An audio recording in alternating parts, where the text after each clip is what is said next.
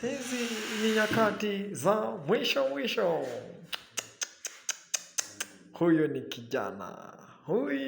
ni kijana anaitwa kijana wetu, mwana wefwe. Na siku baada ya siku, maisha ikazidi kubadilika. Mungu akazidi kumuonekania akifanya jambo jipya. Mpaka sasa siku ya leo ana furaha akitabasamu kwa sababu anaingia maeneo ya juu, maeneo ambayo Mungu alikuwa amemwandalia toka alipozaliwa. Tukiwa mahala hapa tunaadhimisha miaka 2 toka alipojipatia uhuru wake. Na siku ya leo tuko hapa moja kwa moja. Tukiwa hapa tunaona ushindi mkubwa ambao anashangilia, anafurahia kwa sababu matunda yameweza kupatikana. Tukiwa hapa moja kwa moja katika uga huu, ni uga ambao umekuwa umejulikana kwa mambo mazuri sana, mambo ya maziwa hapa na pale.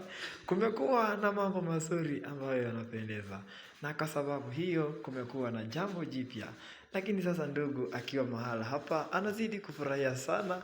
Akiwa hajui kama ataketi chini ama atasimama, lakini mikono yake imesalia angani kwa sababu anashindwa mpaka kukaa chini, anapiga magoti kwa sababu Mungu amezidi kumuonekania. Asante Mungu kwa sababu umemlinda.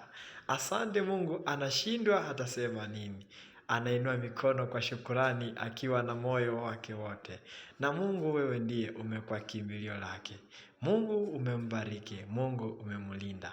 Na siku zote ataishi kufurahia. Nimekuwa hapa mtangazaji wako. Nimekuwa mtangazaji wako.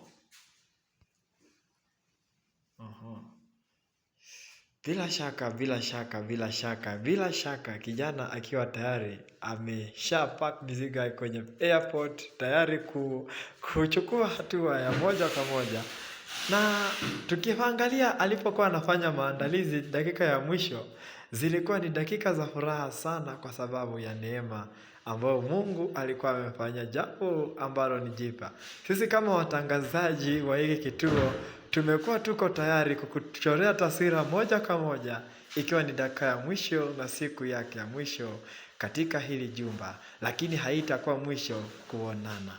Hadi wakati mwingine, Mungu azidi kuwabariki. Jina langu ni mtangazaji wako Ezma JB. Hadi wakati mwingine, mbarikiwe. Asante sana.